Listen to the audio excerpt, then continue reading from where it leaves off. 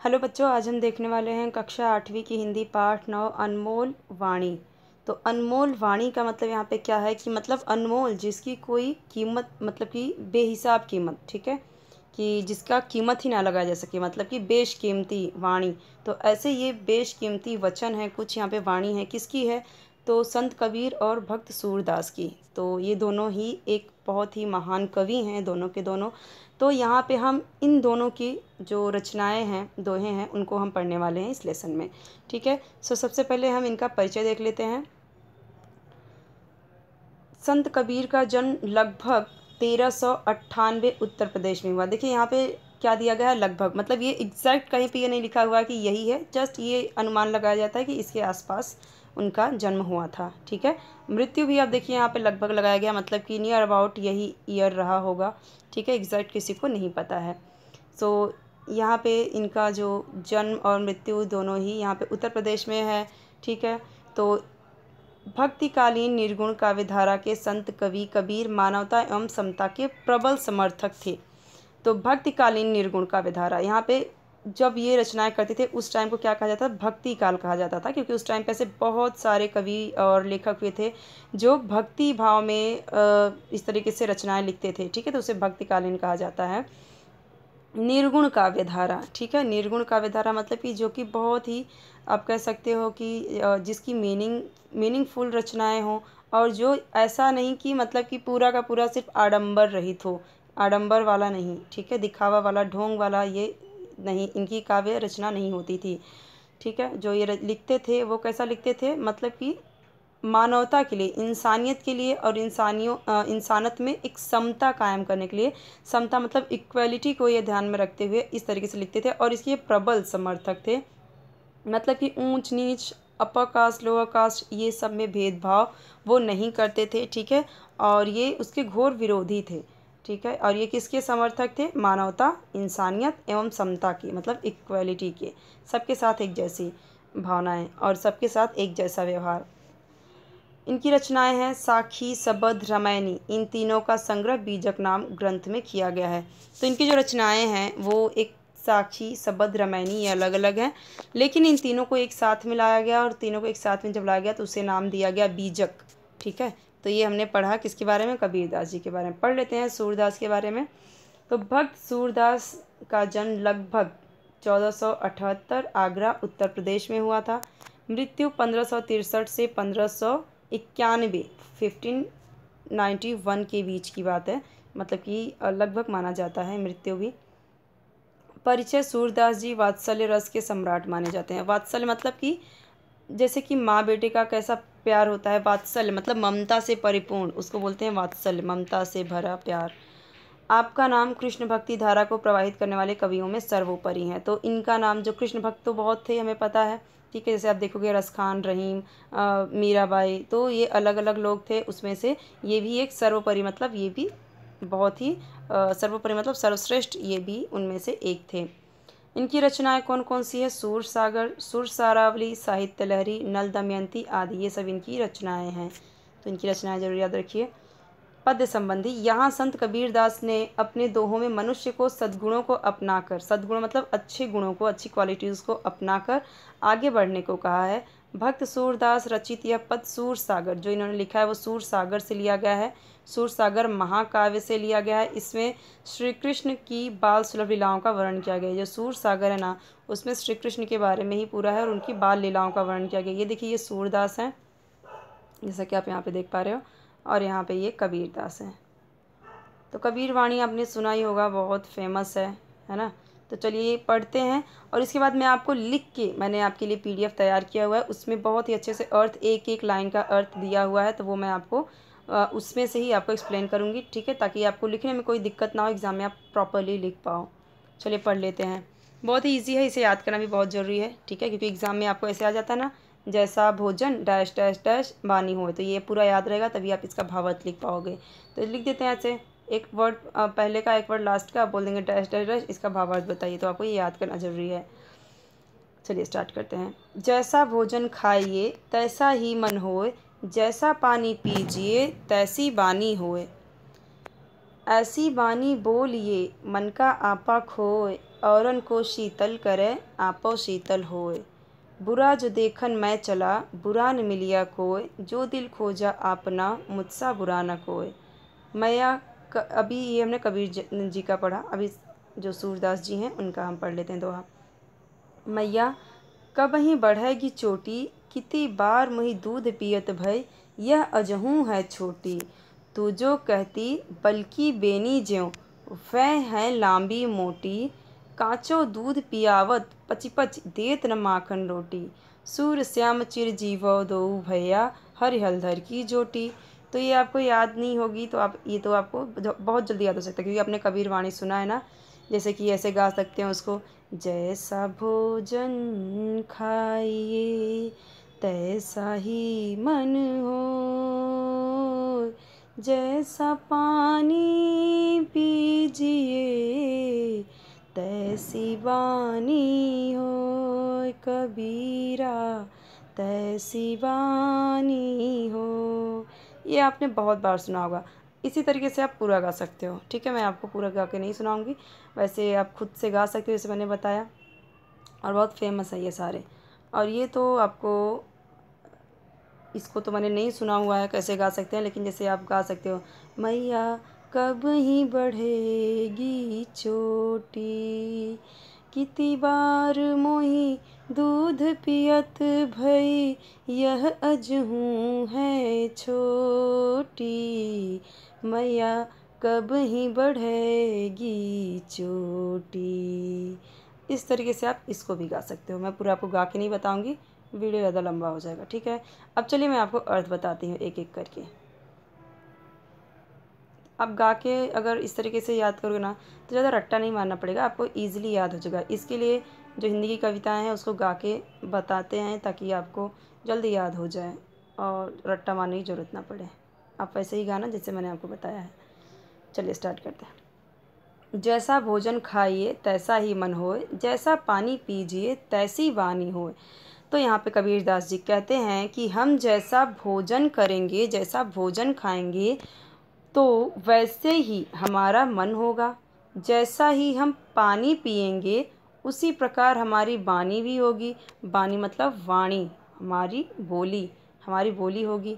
ठीक है, तो कबीरदास के अनुसार यदि हम ईमानदारी से कमाया हुआ सात्विक भोजन करेंगे तो हमारे विचार भी पवित्र होंगे, और यदि हम बेईमानी से कमाया हुआ धन से भोजन करते हैं तो हमारे व्यवहार में अपवित्रता आएगी। समझ रहे हैं आप, कितनी बड़ी बात है। दिखने में बहुत इजी लगेगा, लेकिन ये बहुत ही गहरी बात है इसमें। हम कहते हैं ना, जैसा खाएं अन्न वैसा होवे मन, तो वही बात इन्होंने यहाँ पे कही है। ठीक है, कुछ लोग जो लोग शाकाहारी का समर्थक करते हैं, मतलब समर्थन करते हैं, वो क्या बोलते हैं, जैसे उनका कहने का मतलब है जैसा खाएं अन्न वैसा खाएं मन। तो जैसे उनका कहना ये होता है कि अगर हम प्योर वेज खाते हैं तो उसमें किसी की मतलब बद्दुआ नहीं होती है। कुछ लोगों का मानना, मैं आपको बता रही हूँ यहाँ पे इनका मानना इन्होंने इस तरीके से बताया, लेकिन कुछ लोग जो सिर्फ शाकाहारी का समर्थक करते हैं उनके बारे में बता रही हूँ आपको। तो उनका क्या कहना होता है, जैसा खाए अन्न वैसा होए मन।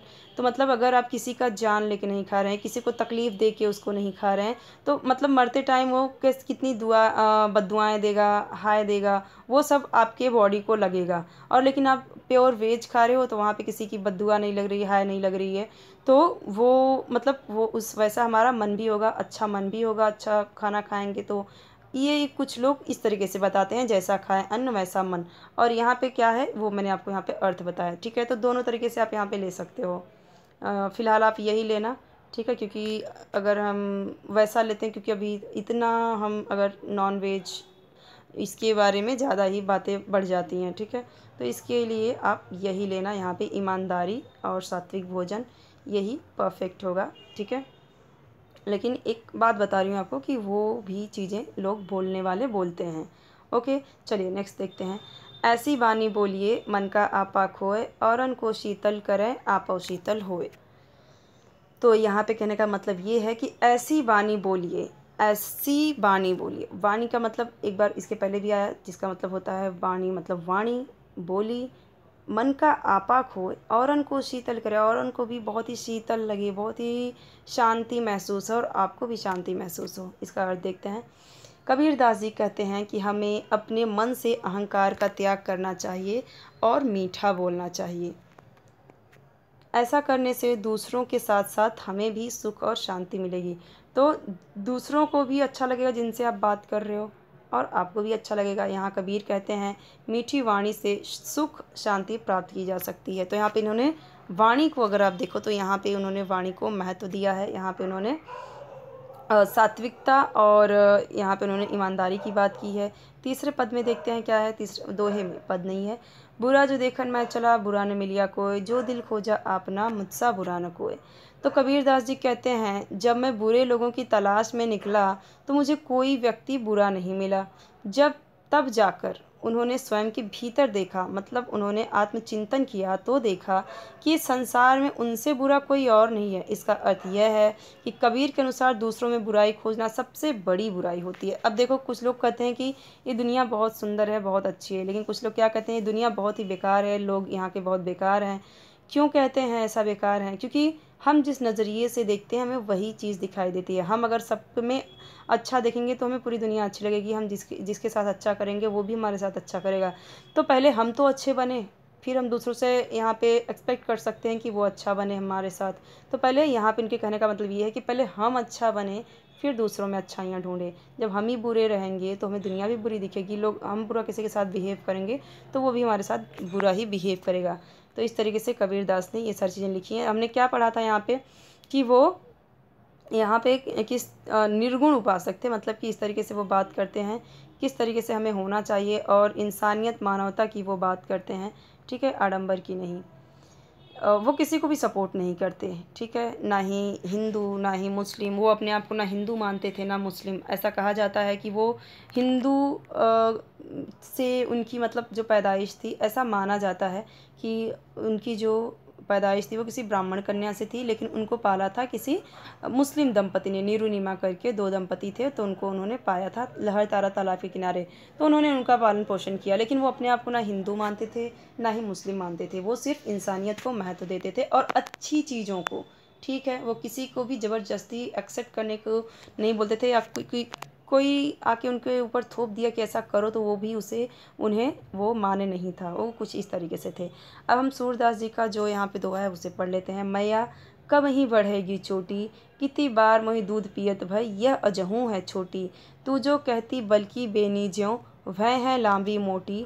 कांचो दूध पियावत पचपच, देत माखन रोटी। सूर श्याम चिरजीवो, दो भैया हरि हलधर की जोटी। तो यहाँ पे पूछ रहे हैं कि मैया मेरी चोटी कब बढ़ेगी, कितनी बार मुझे दूध पीते हुआ, पियत मतलब पियत भाई मतलब हुआ, यह अजहूँ यह अब भी छोटी ही है। तू जो कहती बल्कि बेनी ज्यों, है लांबी मोटी। तू जो कहती है कि पूरी मतलब कि इससे बल होगा तुम्हें और तुम्हारी चोटी लंबी मोटी होगी दूध पीने से। कांचो मतलब कच्चा दूध पीते पीते पियावत है मुझे, बार बार पिला रही है। पच पच मतलब बार बार। देत न माखन रोटी, हम सबको पता है उनको माखन रोटी ज़्यादा पसंद था। चुरा चुरा के दूसरों का माखन खाते थे, आपने देखा भी होगा। लेकिन उनकी माँ उन्हें क्या दे रही, कच्चा दूध बार बार दे रही है। ठीक है, तो इसलिए वो बोल रहे हैं यहाँ पे कि मुझे बार बार माखन रोटी नहीं देके तो मुझे क्या पिला रही है, कच्चा दूध पिला रही है। कांचो मतलब कच्चा दूध।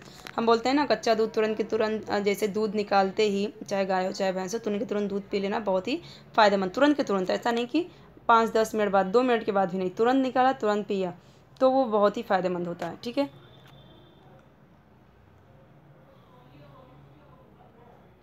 तो यहाँ बालक श्री कृष्णा अपनी माँ यशोदा से कहते हैं कि मैया मेरी चोटी कब बढ़ेगी, कितना समय गुजर गया है, मुझे आप दूध पिलाती हैं फिर भी यह चोटी छोटी की छोटी ही है। तू तो कहती थी कि दूध पीने से यह चोटी बलराम भैया की तरह मोटी होगी, लंबी होगी, और कंघी करते घूमते व स्नान करते समय वह चोटी नागिन की तरह भूमि पर लटकने लगेगी। तो अगली पंक्ति में श्री कृष्ण जी थोड़ा रूठ कर कहते हैं कि ऐसी ही चोटी का मोह दिखाकर तू मुझे बार बार कच्चा दूध पिलाती है और माखन रोटी भी नहीं देती है। सूरदास जी बालक श्री कृष्ण की लीलाओं पर मोहित होते हैं और कहते हैं कि दोनों भाइयों की, श्री कृष्ण और बलराम जी की लंबी आयु हो। ठीक है, तो यहाँ पे क्या बोला है, श्री कृष्ण और बलराम लंबी आयु के हों, चिरंजीवी हों और दोनों भाइयों की जोड़ी हमेशा बनी रहे, खुश रहे। तो यहाँ पे जो जोटी है, जोटी का मतलब होती है जोड़ी, और हलधर का मतलब बलराम, और हरि मतलब श्री कृष्ण। ठीक है, तो यहाँ पे हमारा जो एक एक वर्ड है मैंने आपको अच्छे से एक्सप्लेन कर दिया है। आई थिंक कि कुछ भी टफ ना लगे आपको। यहाँ पे शीतल मतलब मैंने आपको बताया शांति, ठंडा। आपा मतलब यहाँ पे मन का आपा मतलब अहंकार खो देना। तो अहंकार को, मन का आपा मतलब मन का अहंकार त्याग कर देना चाहिए, दूर कर देना चाहिए। और आपना, आपने मतलब कि जो दिल खोजा आपना, जो दिल खोजा अपना। यहाँ पे भी मैंने आपको अर्थ बता दिया कि अपना दिल, जो हम देखते हैं कि हम अपने अंदर पहले भीतर देख के झांक के देखें कि हमें क्या अपवित्रता है, क्या बुराइयां हैं। यहाँ पे टफ वर्ड जो आपकी बुक में दी गई है वही है यहाँ पे भी। तो सारे जो टफ वर्ड है उसकी मीनिंग भी यहाँ पे दी गई है। ठीक है, कोई भी डाउट हो तो कमेंट सेक्शन में पूछ लीजिए। चैनल को सब्सक्राइब कर लीजिए, बेल आइकन प्रेस कर लीजिए। बेल आइकन प्रेस करोगे 3 ऑप्शन आएगा पहला। ठीक है, पहला ऑप्शन रहता है ऑल का, ऑल पे क्लिक करना। उससे क्या होगा, जब भी नई वीडियो को मैं अपलोड करूँगी आपके सब्जेक्ट का तो आपको उसका नोटिफिकेशन मिल जाएगा। वीडियो को लाइक कर दीजिए, फ्रेंड के साथ भी ज़रूर शेयर कर दीजिए।